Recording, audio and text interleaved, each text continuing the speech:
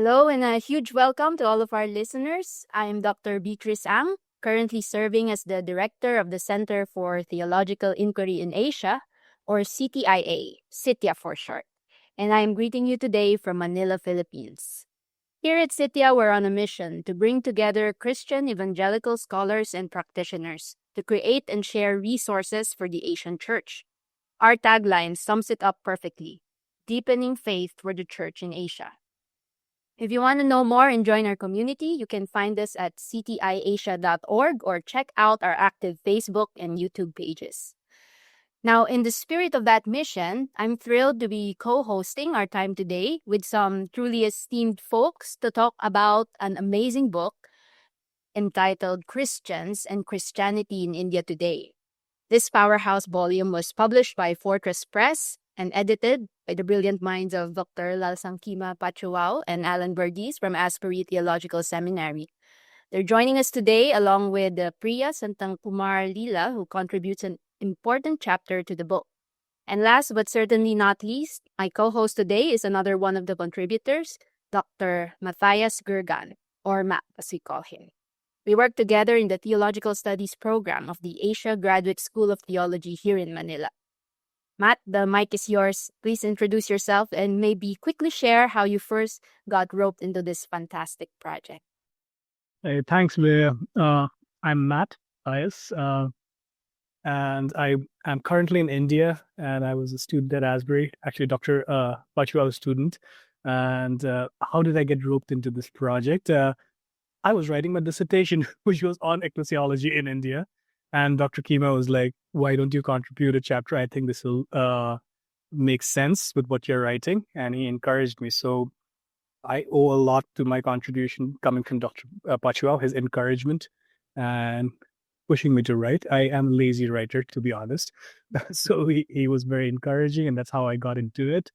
And to be honest, I enjoyed the whole process. It was excellent. Allan was very helpful, keeping the communication tight. And yeah, really thankful to be part of this project. A fun fact about me, other than my academic work, is I love single cylinder classic retro motorcycles. I grew up, since I was 15, I used to work on two-stroke motorcycles, and now they don't exist anymore. They're illegal. So I have a classic retro single cylinder 350, and I love riding it in the hills over here. Wow, I didn't know that. Very nice. Thanks, Matt. So here's a fun fact. The book Christians and Christianity in India Today actually hit the shelves back in November of last year. So we're celebrating its first year anniversary this month. So it's a happy book birthday. Matt, since you've got the insider's view, can you give our listeners the elevator pitch? Perhaps briefly tell us what is this book all about? I think an elevator pitch would be the title itself, Christians and Christianity in India Today, speaks for it. This book is not just about Christians and Christianity in India today. It's written by Christians and people who are deeply engaged with Christianity today. So if you look at the contributors, we are not just distant academics who write from a distance. We are deeply passionate about the church in India, deeply passionate about Christianity in India, and not, again, as observers. We are part of it. We feel it deeply, we observe it deeply, but we also study it deeply. So it's an amazing book which bridges the gap between academia and practitioners in one volume. Wonderful. I'm looking forward to learning a lot during our time today. So I think it's now time to finally welcome our rockstar guests, Dr. Pachuau, Allan Varghese, and Priya. Thank you so much for joining us for this special CTIA podcast. It's a genuine pleasure to have you here. We're going to be diving into the serious stuff soon, so let's break the ice first. Could we ask each of you to briefly introduce yourselves to our audience and maybe share one fun, non-academic fact about you? Something that maybe would surprise your students or colleagues. So anyone can just jump in and start. Priya, you start first. Thank you, Dr. Ang. My name is Priya Santhakumar Leela, and I'm a PhD candidate in intercultural studies at Asbury Theological Seminary. Both my husband and I, we both students are here. I come from India, the southern part of India. That's a state named Kerala. And a fun fact about me would be that I like learning bits of languages, I would say. If I meet a person from a different language, I would try to learn at least how to greet and ask, how are you? So, yeah, that probably is a fun fact. Thank you, Dr. Ang. And it's a real pleasure to be part of this conversation. Thank you so much. I should tell you how to speak Tagalog or teach you how to speak Tagalog. We say kamusta when we say hello. Okay, yes, I'll try to learn. Maybe Allan?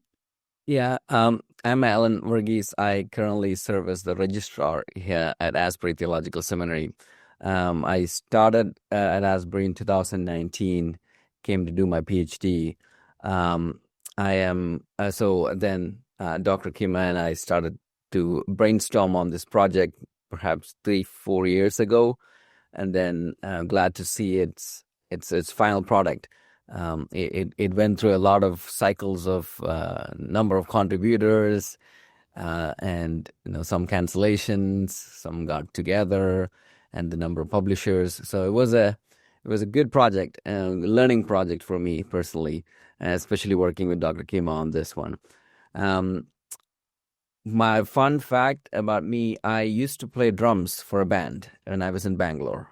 So I studied in Bangalore, and I was part of the college band for 5 years. Wow. Okay. Well, Lalsangkima Pachuau is my name. I'm the Dean of Advanced Research Programs, which is basically overseeing the PhD and PhM program here at Asbury Theological Seminary, where I'm also the J.W. Beeson Professor of Christian Mission. Yes, I'm from India, and I have been serving here. I'm in completing my 19th year of teaching here at Asbury Theological Seminary, and 16 of those as the Dean of Advanced Research Programs. And before coming here, I taught in India for 7 years. And then in between, I was a research scholar at the Center of Theological Inquiry in Princeton. And earlier, I did my PhD at Princeton Theological Seminary. And so that's about me. And, well, fun fact about me, I would say I love children, and I look forward to see Matt's son. And I mean, I have been enjoying Priya's daughter and son whenever I see them. And of course, Allan's twin boys. And I mean, to have them here in my home, with all the children, has been a fun fact for me. And of course, I have just one granddaughter, and I am just mad about her. And that's a fun fact. Other than that, I love watching sports, and I love doing, sports things. I mean, I grew up playing soccer, playing badminton, and all those things. And I love sports too. Thank you so much, Dr. Kima. It's an honor to have you with us today. And I was reading the introduction to the book, and I saw it say there that there's a connection between Asbury Theological Seminary and India. Would you be able to speak a little bit more into that? Okay. Well, it's very interesting. Asbury Theological Seminary just celebrated its 100th centennial, we may say 100th anniversary of founding. And as we dig into more and more into about Asbury Theological Seminary, what we learn is that right from the beginning, Asbury has been having connection with Asia mostly. And among the three graduates, I think there was one or two Asians. Allan might be able to help me. So that connection. And before I came here, there already was a Chinese professor of New Testament teaching here. And as far as Asbury's connection with India is concerned, I believe at least as far back as the 1950s, late 1950s, we have been having students from India. Sam Kamaleson, a very well-known evangelist in India, studied here. Sig Arles, one of the evangelical leaders. I can go on name these, and so the connection has been quite strong, and also the connection in terms of professors and scholars, not just me, but Tim Tenen, our past president, wrote his dissertation on Brahmabandha Upadhyaya, an early Indian scholar, theologian, and Art McPhee wrote on India. And so we have been having these steady Indian scholars and Indian scholarship connected to these. Yes. Thank you so much, Dr. Kima. I have been an author in this, but I didn't see the behind the scenes that the work that Allan, Dr. Kima did. So what was the spark that set this project in motion? What was the initial dream and vision for this book? Where did that come from? And were you looking at some gaps in literature, or that you were like, oh, we need to fill this, and that's where the book would fit in? Well, the initial spark really came from Allan, and so I would like Allan to speak on it, although there were dreams before that I may speak a little bit later. But Allan, why don't you take us here? Yeah, thank you. I think it started, I don't remember the particular class. It was a seminar with Dr. Kima. We were talking about world Christianities, or, the distinction between world Christianities and Christianity. There's that distinction we talk about sometimes. And then, and it occurred to me that we were looking up to our 100th year celebration. So I was thinking back, and I'm like, well, in Indian Christianity, Asbury has contributed a lot of Indian scholars in the form of PhD graduates or master graduates. And when you think about Christianities in India, there's a lot of diversity, even within the evangelical church in India. So it started like, where is the book that would speak to that diversities of evangelicals in India, and what is the nature of Christianity today?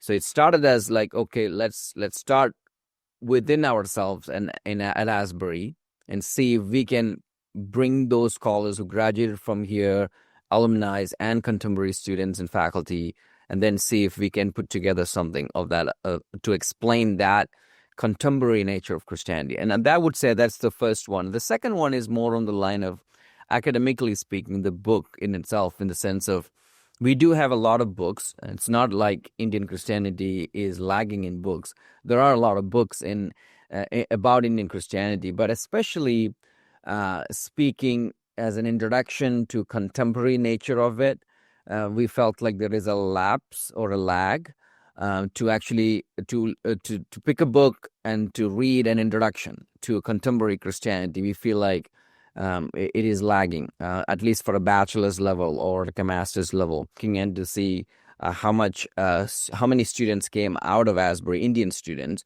and who contributed back to the Indian Christianity, both in practice and in academy. The second one is mainly looking at in the academic side of things. We've seen kind of a lapse in kind of scholarship, just meaning not in-depth scholarship of dissertations or anything, but rather looking at, is there a textbook that somebody could pick up from the Western world or anywhere in the world, for a bachelor's level reading, and as explained the contemporary nature of Christianity. So we feel like there is a need, there is a gap in that, and that's why we went with this nature. Yeah. Can I just say, I teach church history here in the Philippines, and more we need to be teaching Asian church history. So I'm really glad we have a book like this for India. Otherwise, it's really difficult to find a resource that I can tell my students, you want a good overview that has depth as well, read this book. So, yeah. Thank you. And what about you, Dr. Kima? The story behind, on my part, I can say a little bit. About 15 years ago, a publisher in Europe by, I don't know if you know, Brill Publisher. I mean, I was editing a journal for about 8 years, published by Brill. And the editor approached me to do an Indian book of some, collection like this. And when Allan came to me and discussed this, that was the first thing that, I gave some thought about it, but then I decided, no, with all my responsibilities, I would not be able to do that. When Allan and I started discussing, that was what, things that I have thought about. If I were to do a book, I have edited a number of books, and so if I am going to do another one, what would it look like? Although when in the course of our discussion, I kind of changed those also of what, but that was the initial thought that I had. And you can see that in this book, it is contemporary because world Christianity emphasizes more of the contemporary. Yet it's historical, and the way that we do history, for instance, in the section on history, what you will notice is how we have been saved, the different kind of Christianity in India and the different regional Christianity, how the history has shaped each one of these. And so that you will notice, and the contemporary emphasis on the issues and realities that Indian Christians are facing, as well as how Indians are currently thinking. And that's kind of like what pull us together, for this book. And yeah, in the process, of course, because all the authors have studied here, and almost all of them, I have taught them in classes, and all of them, I would say, I know what research interest they have, and because I'm the dean and I have to read all the research interests of the PhD students of Asbury Theological Seminary. And even those I am not connected with as a mentor or an advisor, I know what they are doing. And so I also kind of feel that I know how each student, the strength of each of these. And so, yeah, I think I have a discussion with each one of them of what we might like to do on this book. And that's how, we initially brought this together. Dr. Kima, I have to ask, who's your favorite student among the three of these? Yes. I say that again. Who's your favorite student from among? Oh, okay. All of them are my favorite. Number one, when, I mean, in my opinion, when they are deep into what they are doing, that's when I really engage them. I mean, when Matt was working on his ecclesiology in India, and then went further and further, and now Allan has just, by the way, we can congratulate Allan that he has submitted his dissertation. And so this is where he is right now, and deep into his study on the social engagements. And with Priya, I think Priya has just served as my teaching intern for a semester. And also because, I think I kind of negotiated with Priya about her topic also, and because I know that she was able, but it was not necessarily what she was necessarily wanting to do something, but I know that she was going to do a very good job, and so yeah, all of them are my favorite, and yes. Yeah, we all win. So, uh, again, looking at the nuts and bolts of and how the book came to be, because that's always something that I wonder about, because we see the final product, right? But how did it come about? So there are 4 parts to it: the historical dimensions, the theological dimensions, the social and cultural dimensions, and the missional challenges. How did you arrive at the structure? Because on one hand, one could say that this is a lot to cover in one volume. This is almost like 4 different books, right? And yet you have chosen to put them together in one. So how was the decision making for the structuring of the book itself? Yeah, that's, I think Allan and I spent quite a lot of time discussing on these things. Like I said, this because the earlier book that I was approached was more historical, or at least in the way that I was thinking. But then I also said to myself that, okay, 2 things. How helpful can we be in the deepening of Christian knowledge in India, but for readers out there as well as for Indian Christian students? And what can we, what's the best that we can bring for that? And so that was largely what kind of shaped the idea. And then I think strongly overall, this book is missional. It's a missional reflection. And therefore, the missional dimension in each of the four areas, I think, is what really is gluing them together.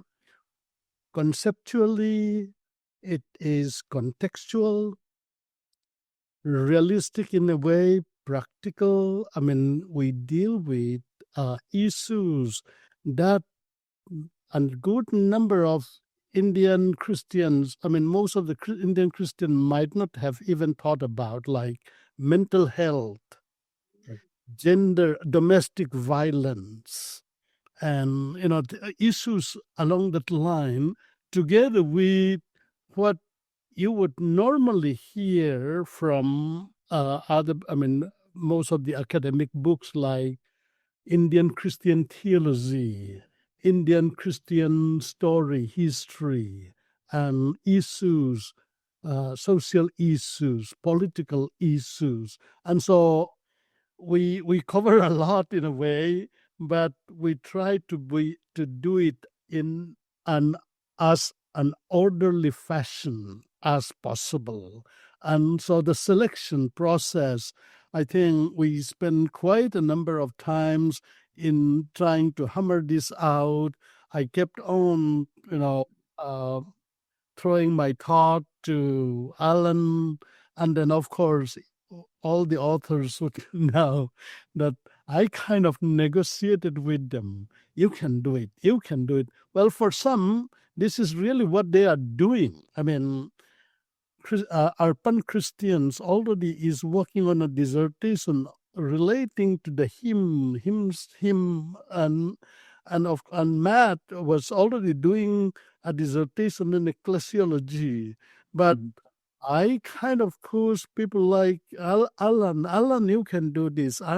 And among these three, I can also say Priya also. This was not something that she was trying to do. But then I have seen some of her other writings, and I know that she was going to be building a very good blog on this topic. I mean, women and Dalit, and so that the glue overall, in my opinion, really is the missional dimension in it, which is both academic and practical or realistic. And we try, any mission. What is missional in academia? Missional really pull the practical, realistic world with the academic, theoretical, metaphysical kind of thought together. And I think that is what is at the center of this book. Allan, would you like to add something to that? Yeah, I mean, I think Dr. Kima summarized it really well. It was there were some chapters we were not sure which category to put.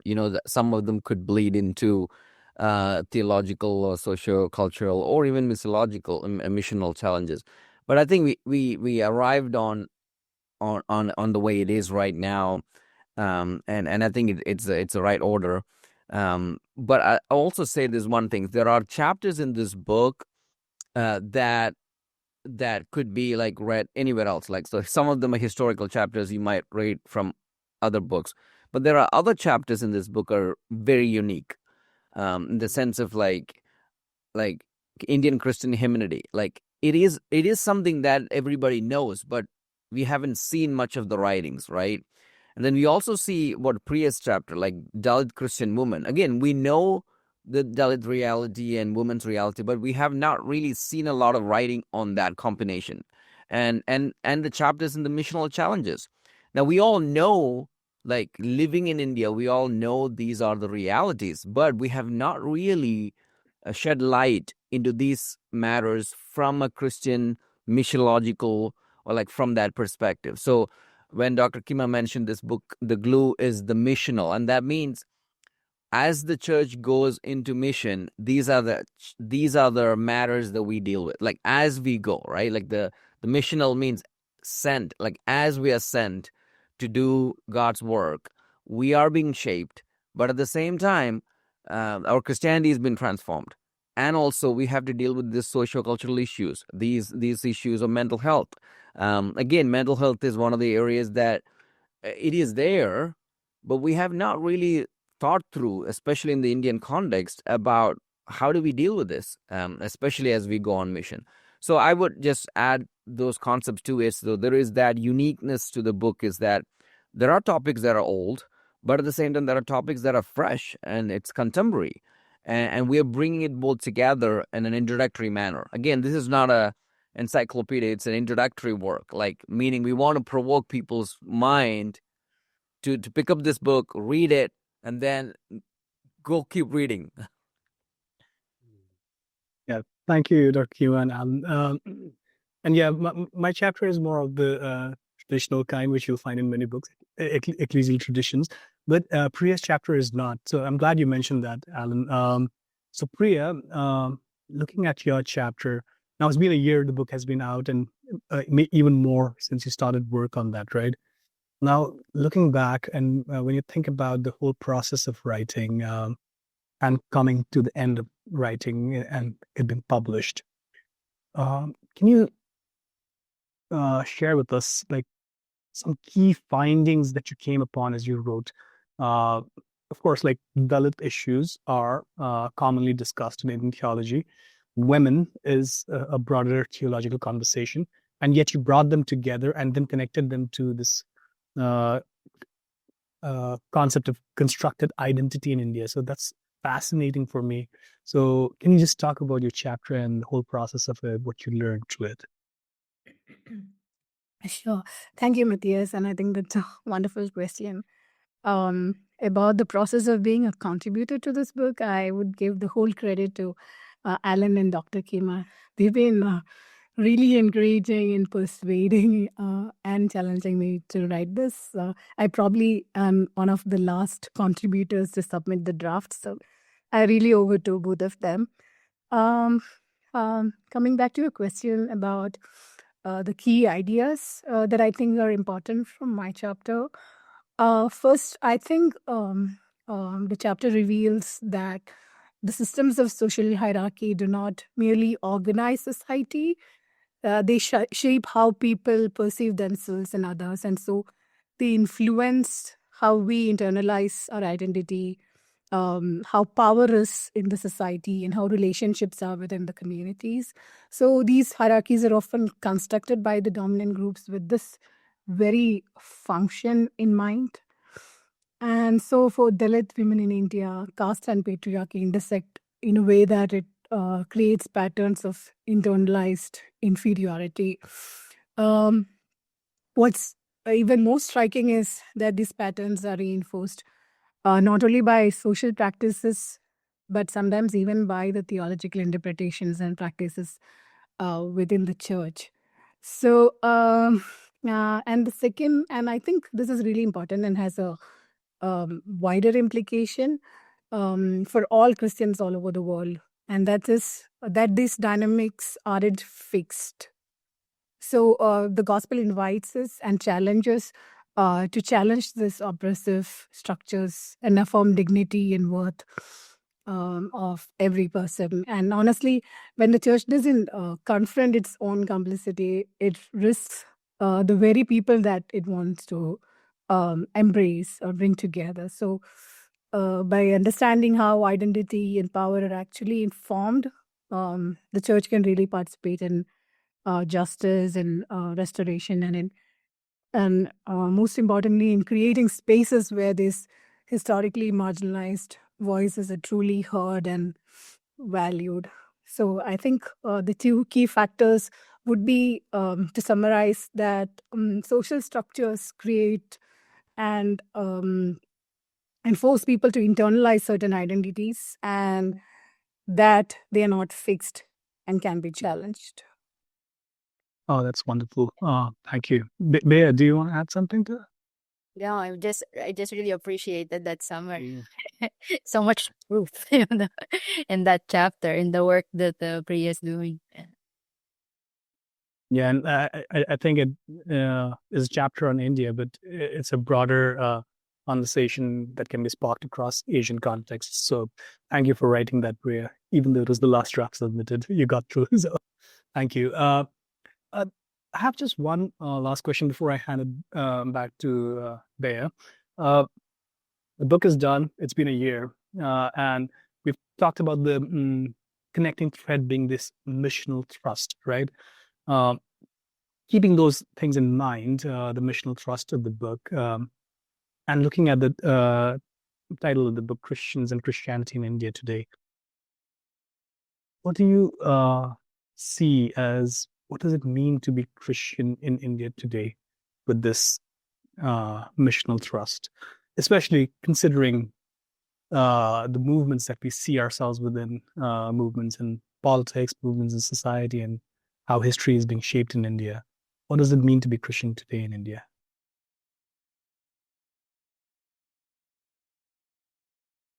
Allan, would you like to go first? Yeah, I can go first. I mean, that question obviously will go beyond the book, but at the same time, what does it mean to be Indian and Christian, like Christian in India today? I mean, I think there is a lot of complexities going on, right? There's caste issues are still there. There are violence against women, mental health. There's a plethora of social, cultural issues that are going on. We also thought about this persecution. So we thought about the idea of persecution. How is the church moving? And I think Shivraj wrote his historical chapter highlighting the church history of church in North India, and he briefly touches about the persecution aspect of it. Now, I brought up persecution. There's a lot of other social cultural issues, and how do we be a Christian in those contexts without negating those, but at the same time be a prophetic voice and yet being part of the church, right? Because church brings hope and light in spite of all these things that's going around. Now, that's where I bleed over into Pentecostal movement, in the sense that if you really look at Pentecostal movements across India, in spite of all the things that are going on socioeconomically or culturally, somehow Pentecostal movements in its plethora of diversity keep penetrating through all these different spaces. Like if this is from north to south to east to west, there are random neo-Pentecostal movements popping up everywhere. So I mean, what does it mean to be Christian? Is I think Christians bring light and salt and light to the society in a cultural way, but at the same time, it is done through the way of the Holy Spirit. That also means we can't really pinpoint how it should be, right? We can only see how it is going, and we as writers and scholars, we're like, oh, this is how it's happening, and we're gonna account that, instead of we can't prescribe where the Holy Spirit is going to move or is moving. We're bystanders of and looking and saying, oh, this is what we thought, but I guess the Holy Spirit is moving through this marginal spaces. So I see that a lot, in the sense, especially in India and globally as well. Pentecostalism have a lot of issues and problems, but somehow different ways, I would say the Holy Spirit movements are penetrating to different circles. And let me add a few things here. For one, as individuals also, it's always, as I used to say, important for us to reflect who we are and what we do, and what is our strength and what is our weakness. And in some way, our chapters, first of all, try to find the main characteristics of Indian Christianity and Indian Christians. I mean, what characterize us? What are things that we have made, that we celebrate? What contributions we have made? And sometimes, being a minority in a nation like India, Christians can feel very much way down. And when you look at, for instance, the chapters on things like politics, the Indian Christian contributions to politics in India, and the chapter would really highlight, although as small a minority as Christians are, these are some of the things, major contributions that Indian Christians have made in the political life of India.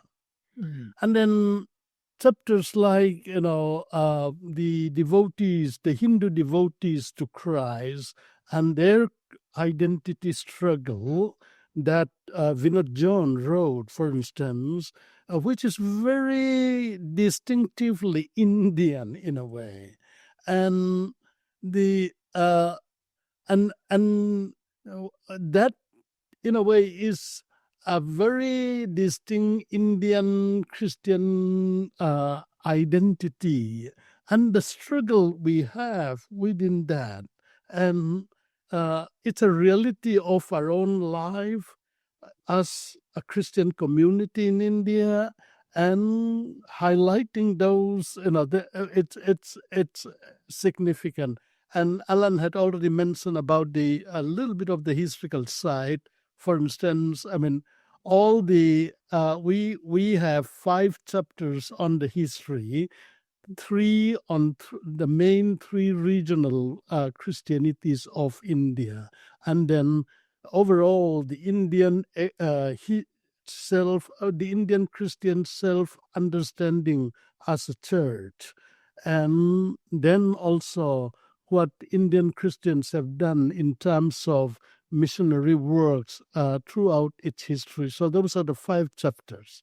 And interestingly, if you read the title of each chapter, the title themselves would reveal the characters of the region or the characters of the ecclesiology or the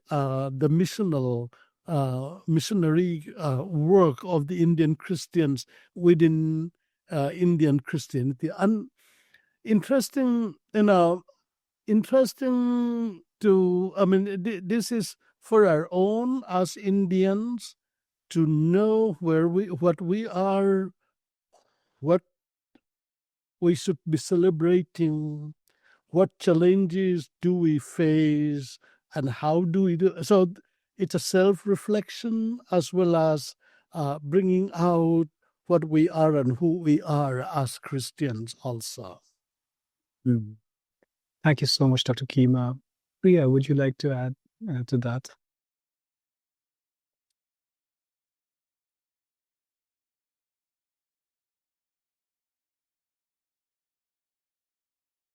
Yeah. And I think, as Dr. Kima rightly mentioned, in seeing missiology is the overarching theme of the book.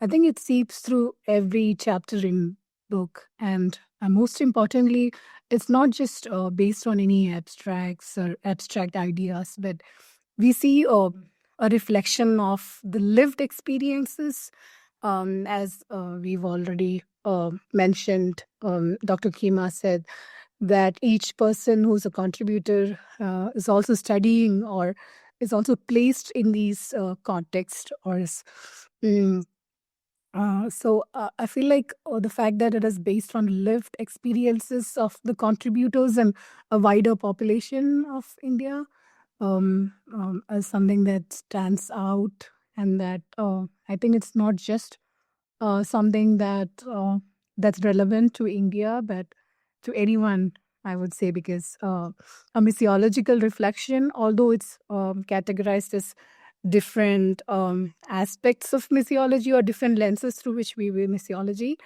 the fact that it's founded on lived experiences is, I think, very important. And yeah. Yeah, no, that's a nice way to end that, to focus on the lived experiences. And that's a key factor, I think, that I also see in this book, having contributed to it and also read.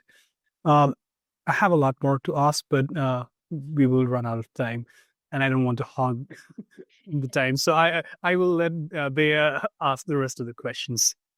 This has been really good. So I was just wondering about mission, since you guys mentioned a number of times that it's the glue that holds the book together.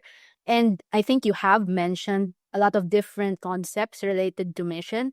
But if you were asked to define for our audience exactly how you understand mission coming into this book, how would you do it? What description would you give?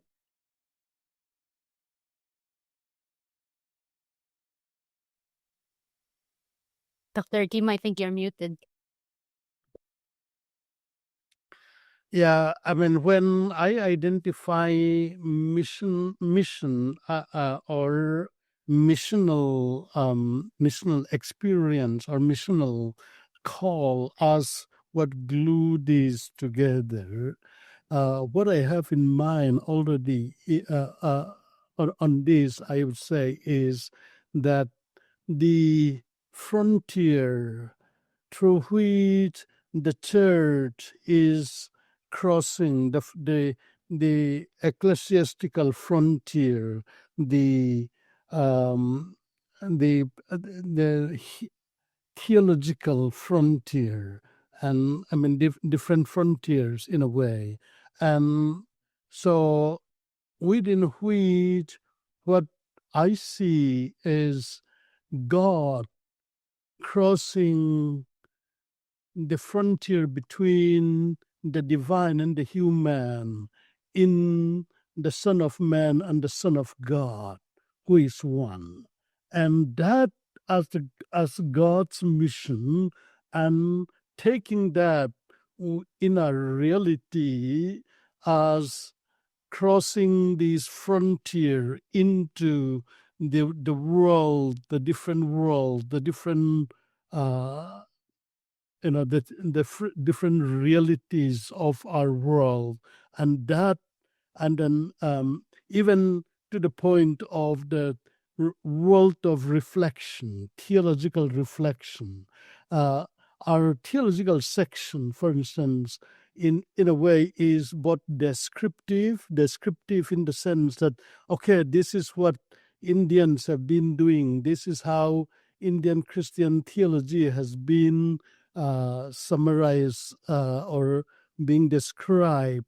But at the same time, each of the chapter, in a way, cross a new frontier of uh, of of of, of bringing together. I mean, a new way of reading, a new way of describing, a new way of reflection, and those are the kind of things that make me take this as a missional aspect that is gluing this together.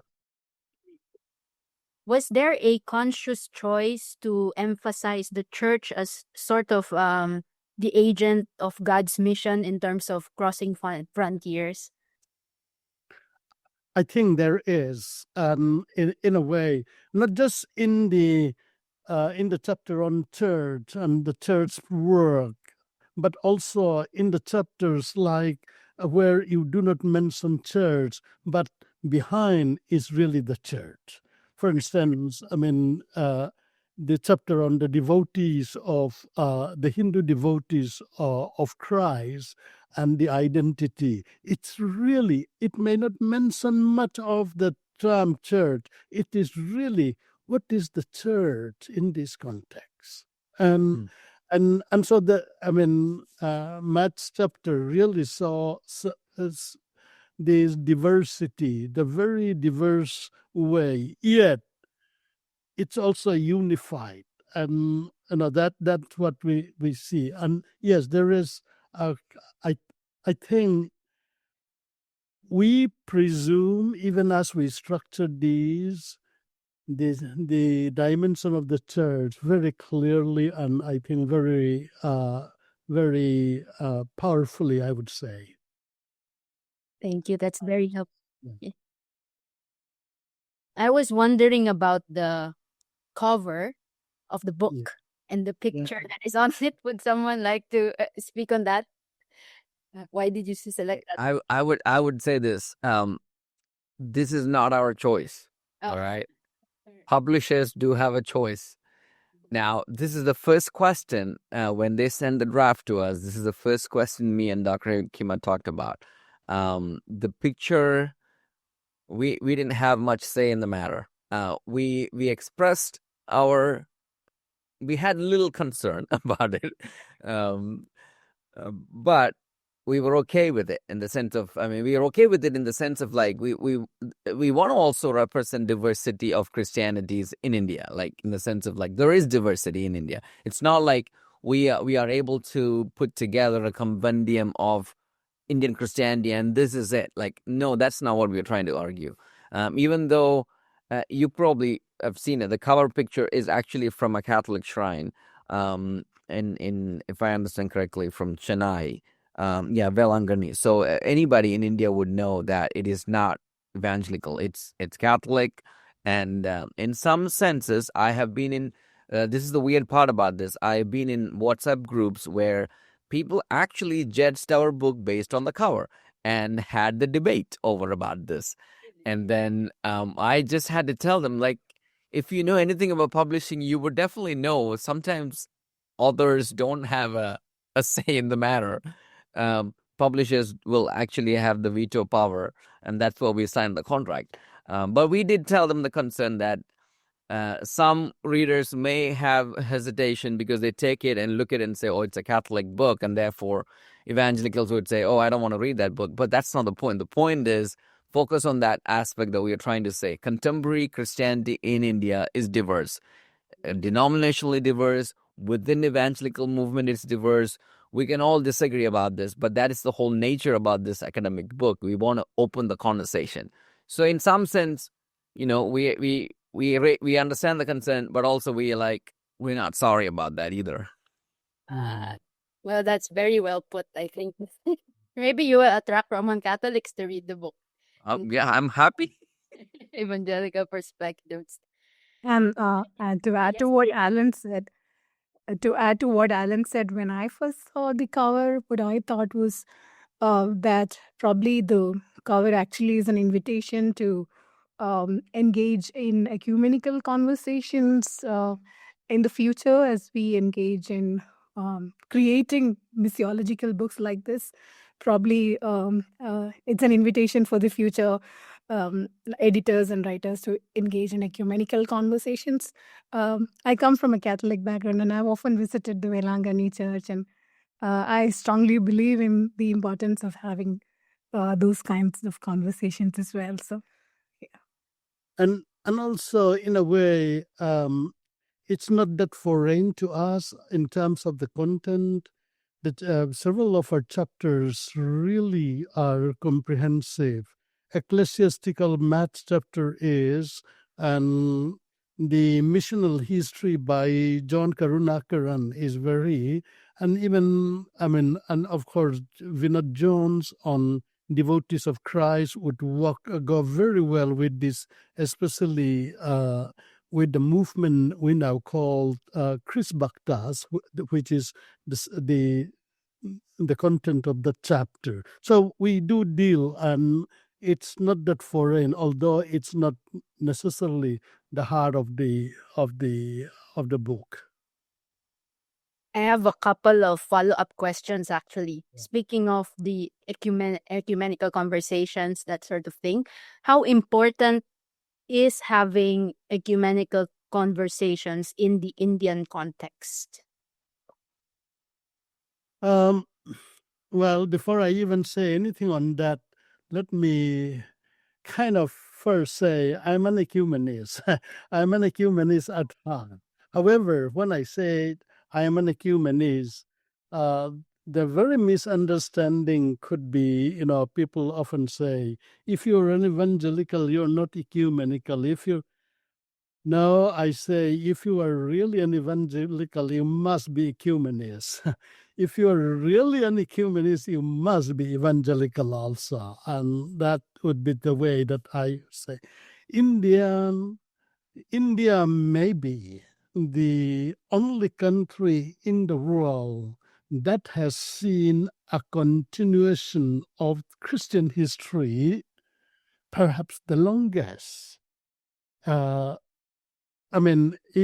course, you can say that there's always Christian presence in Jerusalem here, but a vital historical experience of Christianity in one place, India could claim one to be that way. So that that we can see, and we have some of the most newly added Christian traditions in the world in India, together with some of the oldest ones. And the diversity within India in our existence simply demands the ecumenical conversation that is something that is essential for us.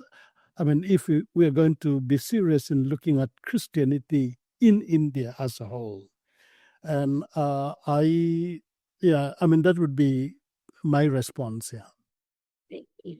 Allan, Priya, do you want to speak on that as well?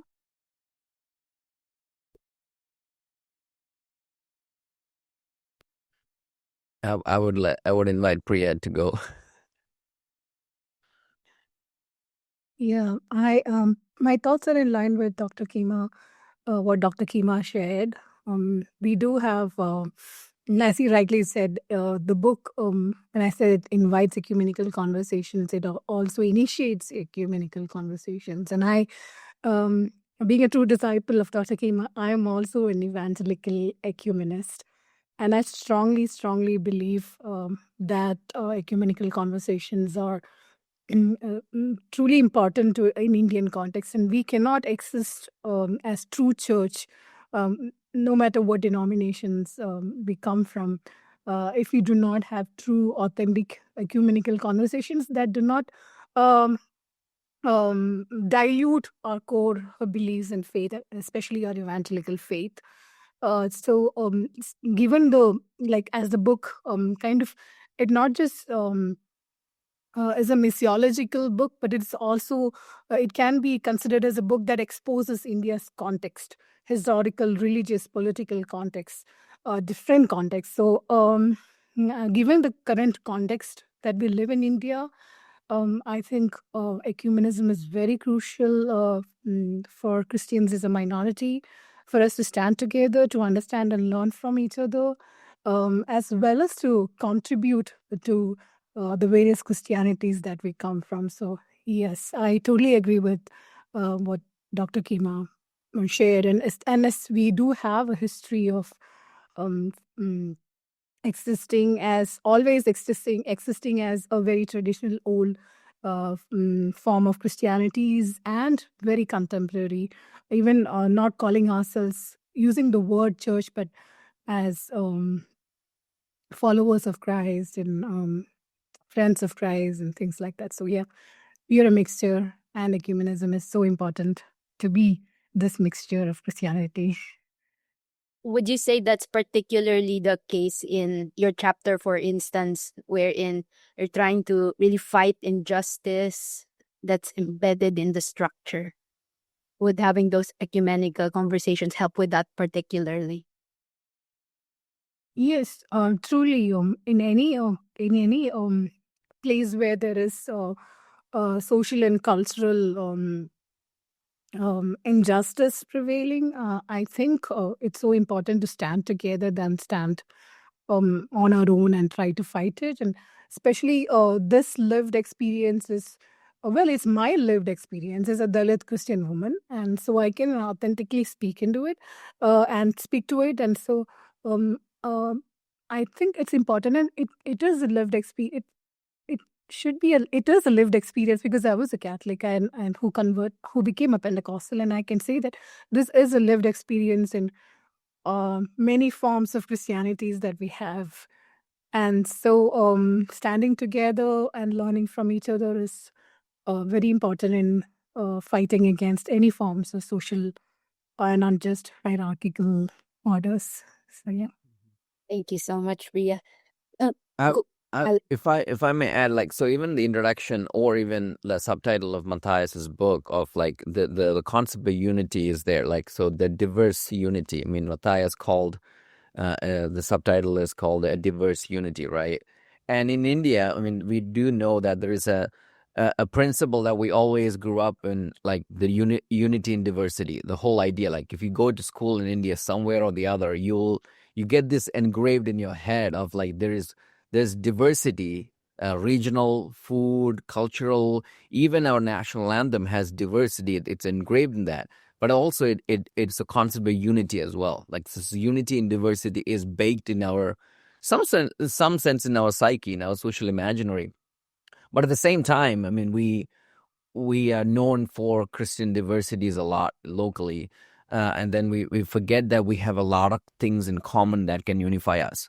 And I think, especially we are a minority in India, we also have to think about what unifies us more than what divides us in some sense. And in a lot of cases with social and cultural issues, we can bring the prophetic light in matters of caste consciousness or in matters of anything that we discussed in the missional challenges. There is a prophetic voice that we bring as church, the capital C church, in the Indian context, and I think we have to realize that. And I think and that is there is a cosmic battle in the sense of like to recognize that. Otherwise, we can focus on our divisions and we forget that we are called to be the salt and light. So, Alan, what does unify? Okay. I mean, are you talking about like different Christian denominations or Christians specifically? Yeah, and I think I'm mainly looking at the idea of the church, the capital C church in India, right? Like in the sense of like, and one of the aspects I would also say this, like we didn't overtly say it, but like this is our background. This is a book written by Indians about the contemporary India. Historically, there's a lot of, I mean, when we study world Christianity, we know there is conversations. Dr. Kima's other book on world Christianity, he talks about the differences between contextual theology versus contextualization, like by Indians, like in the sense that there is a difference between who is writing, how they are writing. So when Indians write about Indian Christianity, there's a different tone to it. I'm not against non-Indians writing about Indian Christianity, just to be clear. I think there is a contribution that outsiders can make into the field. However, I think because we are in this geographically post-colonial space, there is a lot of attacks against Christians claiming, oh, Christianity is a Western religion, or the people in their psyche that are quick to say, oh, this is belong to white man's religion or Western religion or British religion or whatnot. But we are trying to, in some sense, reclaim the Christianity as Indian. And I think that's in some sense we were intentional in the sense of like we want our lived experience to in like basically speak into our chapters. And I think hopefully that communicates. And then just responding to your question of what unifies us, Christ unify us. Like we all invoke Jesus Christ as Lord, irrespective of our divisions.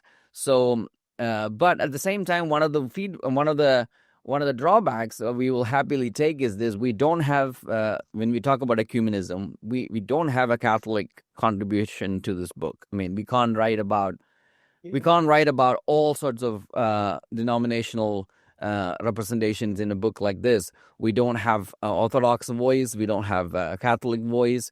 But we want, so therefore we had to streamline it into Indian evangelical in some sense. But even Indian evangelical is massive, right? You could be still part of all these mainline church denominations in India and still subscribe to evangelical belief, right? So there is that unity that is coming, but also that speaks to the diversity of it. Thank you, Alan. Matthias, did you want to speak on this question as well? Yeah. Also, Alan, there are some good ideas for the next volume. So maybe volume 2 is in order now. Yeah. So thank you, Alan, for pointing out the subtitle of the chapter. So I see a difference between what we learn in school, unity and diversity, and a diverse unity, because we are not trying to pull together unity from a diverse structure as if diversity is a problem that we need to somehow manage. But our unity itself is diverse. So that's why when I was thinking of the subtitle, and I got feedback from Dr. Kima also, I landed on the subtitle, A Diverse Unity, because the unity itself has diversity as part of its being. So it's not something that we need to manage or make do and then find unity within. So yeah, just that. I just wanted to add that. Yeah. Thank you, Pat. Speaking of diversity, I'm going to ask about a question on methodology in general, but related to the idea of diversity, not in terms of Christian traditions, but in terms of including the voices of the marginalized and the grassroots, which I think you were very intentional about that. But for the sake of our audiences, I was just wondering, like, how did you make sure that you would include those voices in your methodology? Allan, would you like to go first?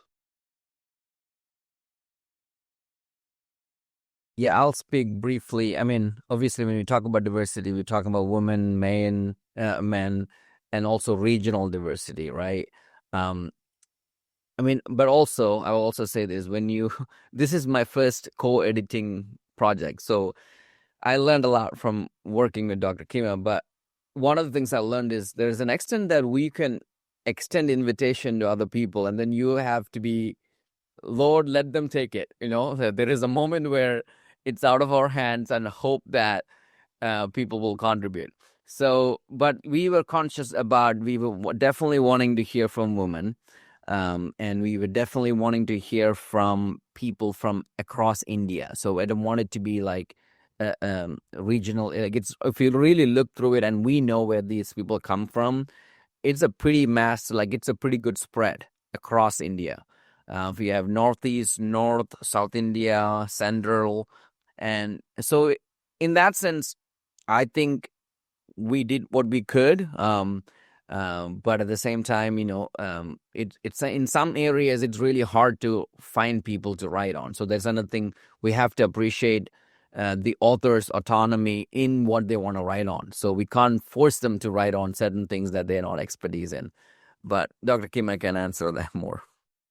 Yeah, there is a sense in which there is a homogeneity in it, because we came, this is from one institution, and the institutional mark is right there because in that homogeneity that you can see. Yet, regionally diverse and also topically as wide as we could, and and also it's more in the sense of in the way that we treat the subject matter, and there's nothing, the book does not advocate one type of Christianity in any of the chapters, or one form of Christianity, and the embracing of the Indian diversity in itself. Yet, we also acknowledge,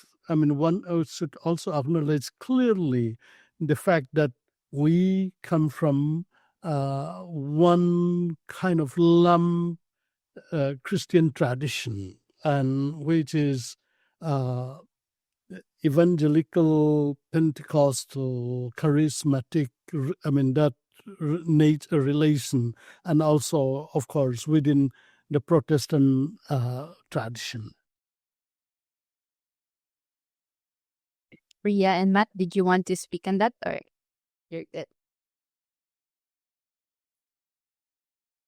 All right, I will move on to my next question now. We're nearing the end of our time together, but it seems to me that the primary audience for this book are Indian Christians. Did you also have Christians from other countries or cultures perhaps in mind, in the sense that, did you think about whether this book would be useful for us as well, who are not Indians or living in India, and yet could maybe benefit from the perspectives and insights within? Yes, this is published in the United States now. A Western publisher could indicate some of these, but we do have two main audience in mind in the writing of these. The first audience, of course, is our own fellow Indian Christians, and especially these we try to be to make it as a kind of introductory conversation on some of these, and the conversation we introduce, not necessarily, for instance, on the history. It's not a chronological, the emphasis. The emphasis is really on the identity of the Christians, even in the history. The North Indian Christian, what do they face? What are their main characters? The Northeast Indian Christians, what are the issues? And the South Indian, the title themselves of those chapters. And then, of course, ecclesiastically, what it is and what is mission, those are there. And so that's one audience. Yet, we also have in mind clearly that others beyond Indian Christians, it should be able to introduce Indian Christianity to them, to our fellow Asians outside of India. We really do recommend this book, and I strongly would recommend this book to our fellow Asian Christians in the way that in the way we would want to understand Indian Christianity. The breadth of these of the topics that we cover, and with some depth as far as we could, because when there's a breadth and another, there's always a problem of deepening it enough. But we tried those, and even as Indian Christian students, that we aim to engage with, we also aim to bring outsiders and to see.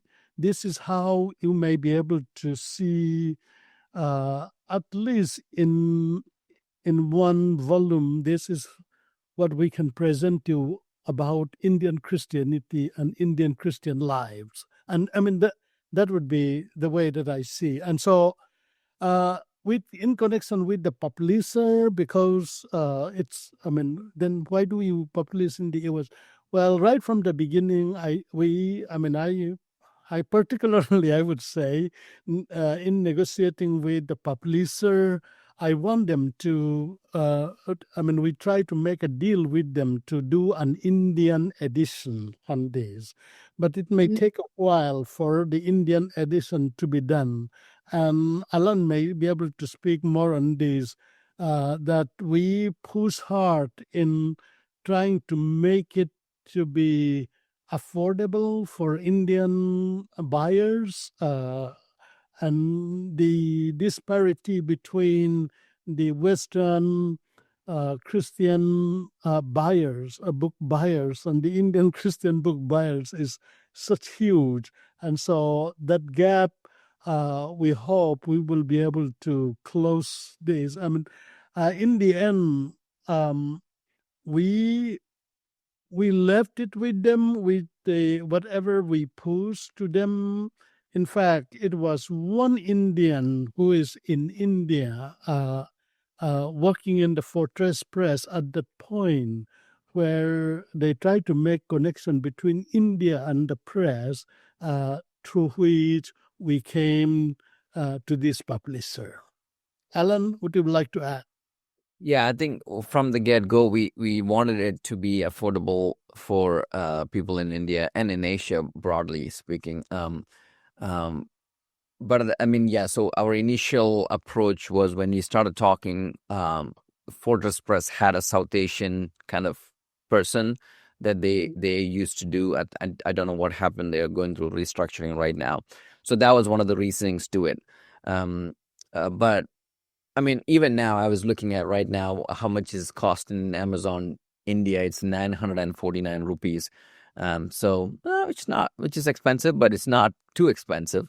So I'm glad we were able to negotiate that kind of approach to it. The second, the main audience is also like it's a Western publisher. We understand that, but also this is also communicating to the Western audience because we write on world Christianity. We wanted to bring in more Indian voices in the Western Academy that studies about Indian Christianity, right? And it's especially on an introductory level. When people talk about Christianity elsewhere outside of the West, we wanted this to be in the classrooms. One of the main audiences that we actually told the publisher about this is it's theological students, meaning undergraduate theological students or master's level theological students should be the audience, irrespective of where it is going to go.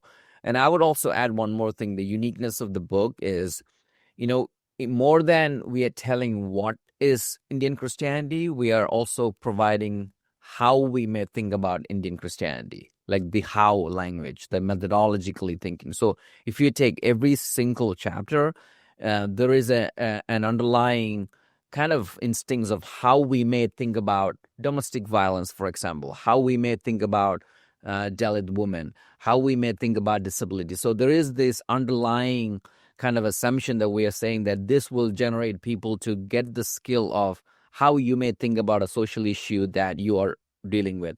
And again, theological section is actually a classic example of that. Like, we are giving them, as you are engaging missionally, think about how you may think about contextual theology, how you may read the scripture, where does the role of like apologetics, how you may engage with these kind of different ideologies. So that is also the other strength of the book, is to helping people to think how, not just what you may think about the local Christianity. Thank you, Allan. Yeah, I think about how we're doing theological reflection here in the Philippines, and it's nice to have an example of how it's being done in India and sort of to compare our different approaches. This one is just a short question, but here in the Philippines, so we've come to realize the importance of doing theology in our vernacular. Now, I don't know if that kind of thing will work in the Indian context or if English is still the best language to do it in. So would you like to comment on that? Well, yes, we do have a national language, but many of the regions in India would not like even to adopt it. So language is a huge issue in India. And political theories often debated that in India, the fact that most of the states are drawn, the boundaries are drawn based on linguistic boundaries, is a problem in India because of the way by which preservation of the language is held so high, leading easily to ethnocentrism, and these are things that are being debated. So once we try to be multilingual, the problem is we have to have a language in which we can communicate into one. In some way, for us, English serve us very well because, number one, none of us can claim it to be our indigenous language. But we are close enough to the way that its linguistic group and linguistic region relate to English is close enough. And in South India, for instance, even using Hindi can be problematic. I mean, I have experienced things like that in the city of Bangalore, for instance. My wife and I were just trying to talk to some people who we thought use some Hindi, and so we go near them and then ask for direction in Hindi, and they try to sort us that they don't want to speak that. That kind of tension we still have in India.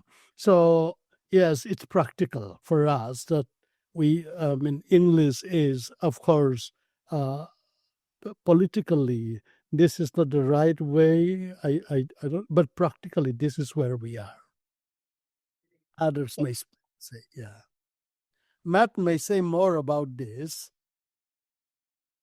Yeah, so there is the ideal, and for us, we cannot speak in terms of a single vernacular language. We have, and almost the major vernaculars will have major representation, even in terms of population. So, for example, Dr. Kima does write in his language, and he contributes in it. But if I read it, it won't be intelligible to me.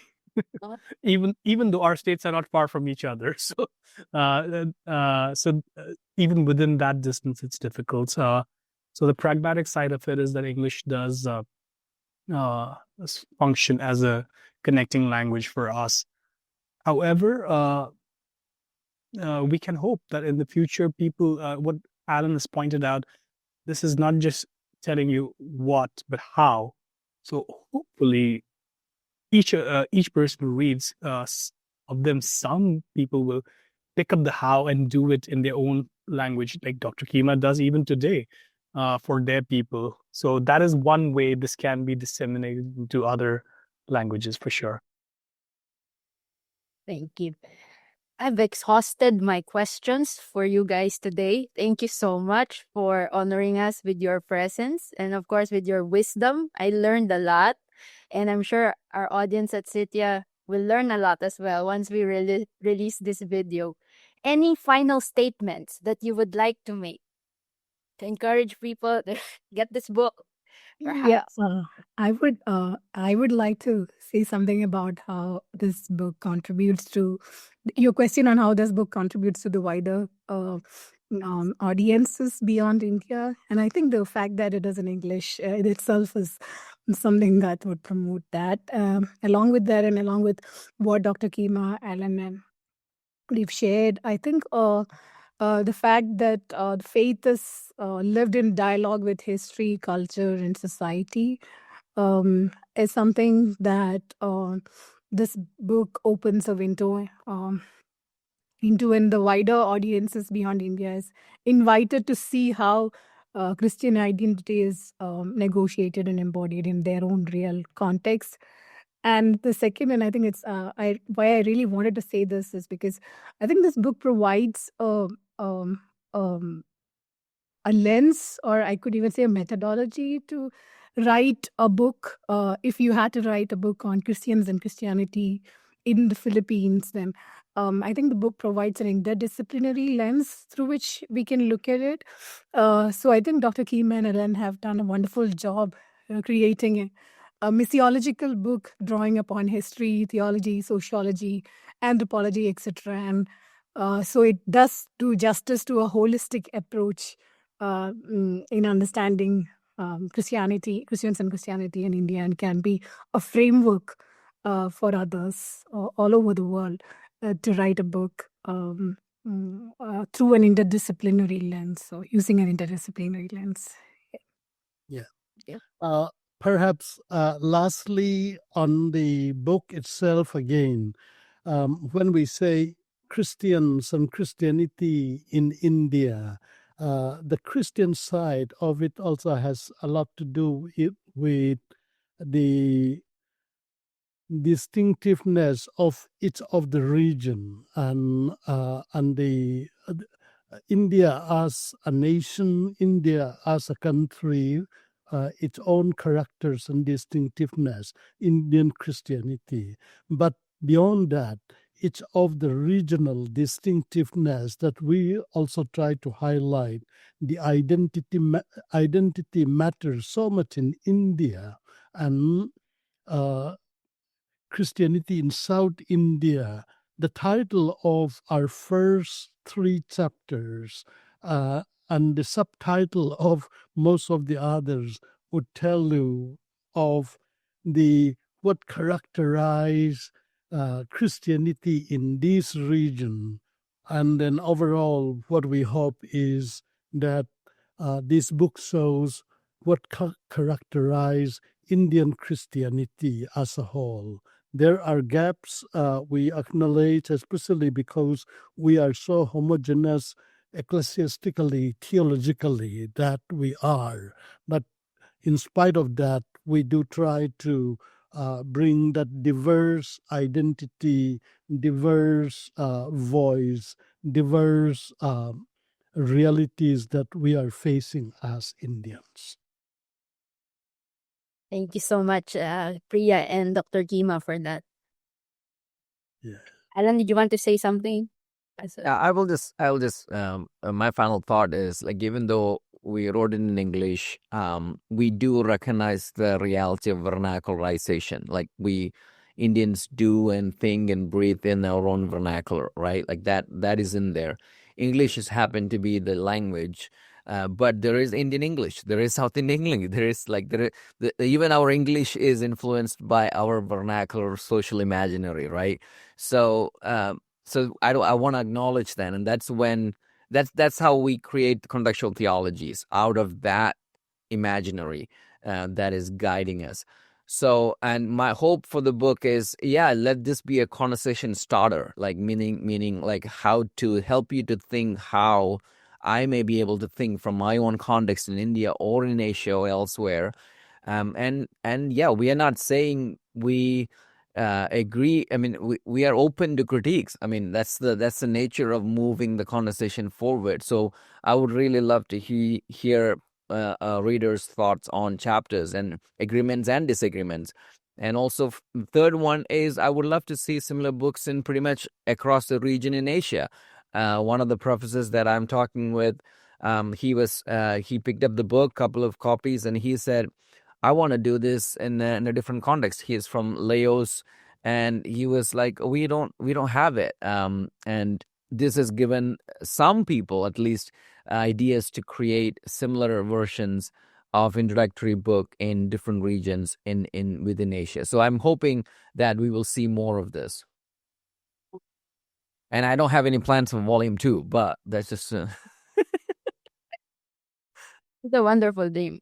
I have a dream of bringing together, theologians and historians and all of these people from different parts of Asia, putting you guys in a room together and just talk, collaborate on some issue. That's what we like to do here at CTIA, and I hope that we'll have another opportunity in the future. Perhaps you can come and join us again. We'll put you together with some Filipino theologians or some Indonesian theologians, and let's have a conversation. Matthias, anything you want to say before I close our time together? No, just thank you, Bear, for organizing this. Thank you, Allan and Dr. Kima, for initiating the project. As Priya also mentioned, as contributors, we're really grateful for the push that you gave us and just to bring this whole thing together. It's been a privilege. All right, so what an amazing, thought-provoking conversation. I feel like we could keep going for another hour, and there's always so much more to talk about. It's both exhilarating and frankly challenging to think of the many issues we still need to wrestle with to be faithful and loving followers of Jesus. For you in India and for us here in our own contexts, we certainly need to keep those things in our minds and prayers and in various aspects of our work. So I want to thank all of you again, Dr. Kima, Allan, Priya, and my co-host, Matt. This has been such an honor and a true pleasure to have this conversation with you. As we end our time together, I'd like to remind our listeners that we'll put a link below the video on where you can purchase this essential book. And we'll also put a link to CTIA and our Facebook and YouTube page so you can stay connected. Thank you everyone for tuning in. We'll see you again next time.